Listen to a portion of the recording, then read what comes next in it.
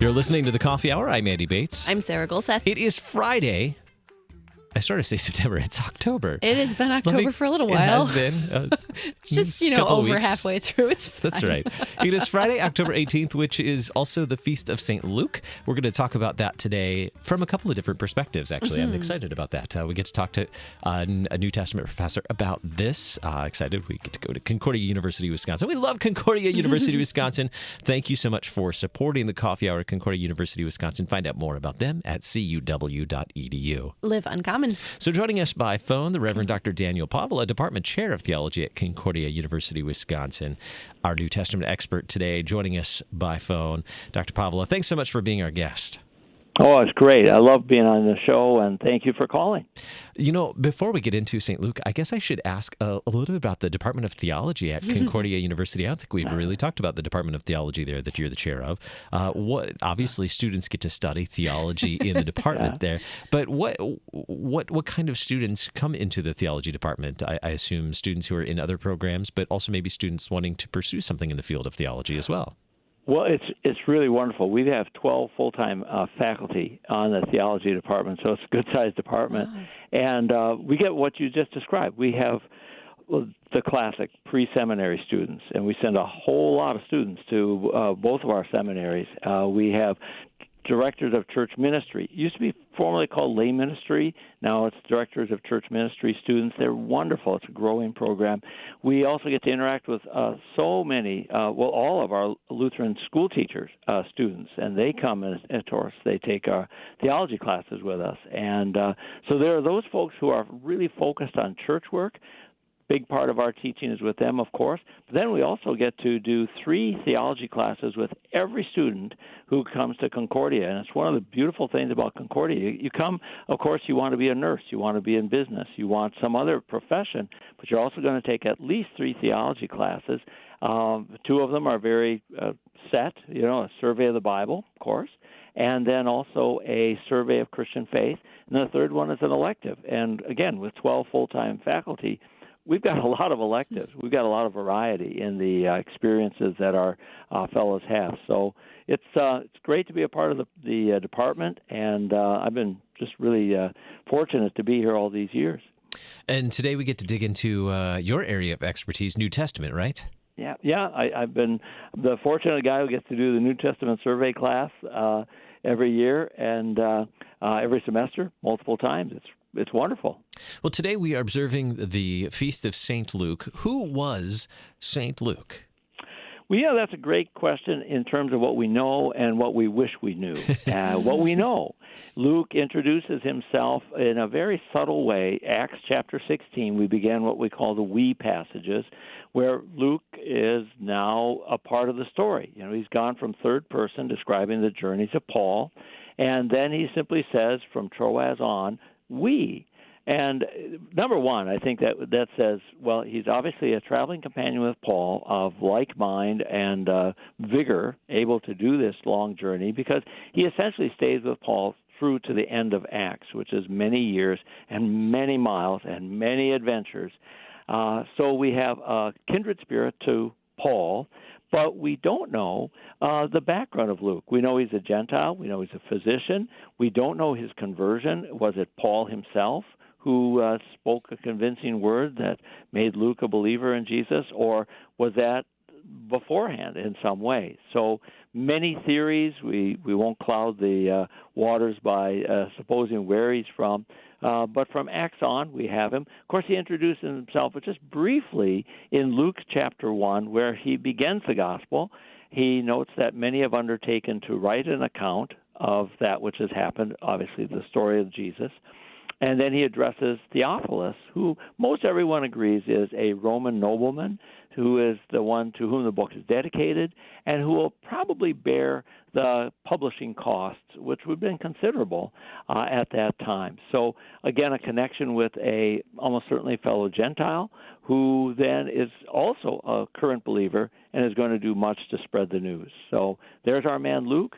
a man of modesty, skill, endurance, again, a kindred spirit to St. Paul, but so much of his life is left unknown to us.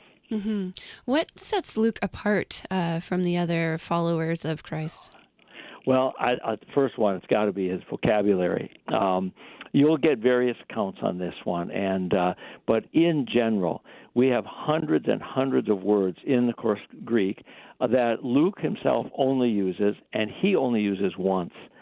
It's amazing. Now, if you're a beginning Greek reader of the New Testament, you don't like Luke, because you've got to learn hundreds of words that you're only going to use once. It gets a little disheartening, you know. And then, by the way, then you go back to read Luke, you'll keep saying to yourself, I should remember this. Yeah, but there's hundreds, essentially 600 plus words that Luke only uses, and he only uses once.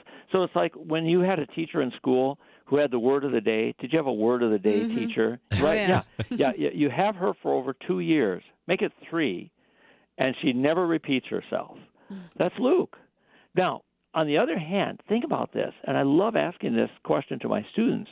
You're telling the story of God putting on human flesh. Should you use extraordinary vocabulary-stretching words to match that story?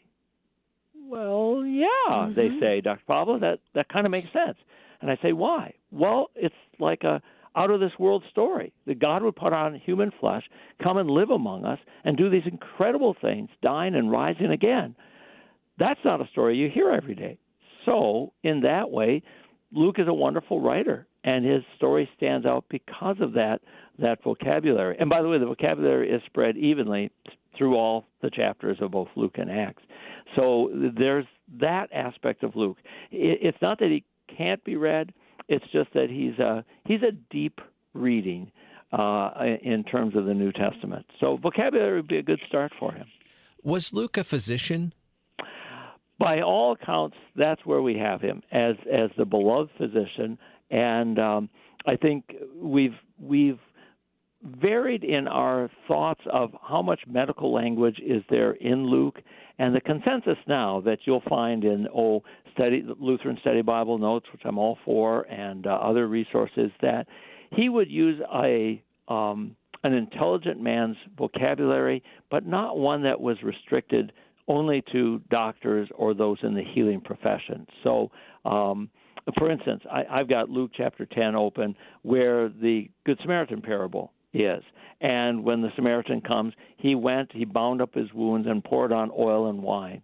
That would have been a practice, yes, known to a physician, but not unknown by a lay reader of some experience. And so the vocabulary that's unique to a medical profession, that's not been pushed in the last many decades. Mm-hmm. How did the Lord use Luke's vocation of physician? You know, I think it's that warmth and welcome. Everyone will acknowledge that Luke is the gospel of welcome, especially for those unlikely ones who are brought into the story and not only are objects of mercy, but are examples of faith and service that we wouldn't have expected. And doesn't that match a physician a good physician treats everyone and treats everyone the same, with the same level of care? And in the Gospel of Luke, we have shepherds being the first to hear the news of he's come, and shepherds who get to run down the hills and find the baby. Only Luke tells us that wonderful story that the lowly shepherds get to do this. I'll give you another one. Only Luke gives us, at the end of the story, that the repentant thief makes that appeal. Remember me when you come into your kingdom. And to the repentant thief, only in Luke does Jesus say, today you'll be with me in paradise.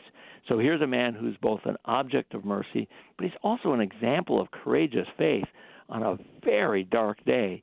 And only in Luke do you have that, I think, inclusivity that might speak to his experiences as a doctor. Also, Luke is clearly the gospel of women. Think of the marvelous women who either are only in Luke, like Elizabeth, the wife of Zechariah, mother of course, John the Baptist. Her story is told only in Luke. Or we have wonderful women who, yes, we know, but we really know the story of Mary, the mother of Jesus, because of Luke. And, how about those wonderful sisters, Mary and Martha? Martha, Martha, troubled about so many things, and Mary having chosen the better part.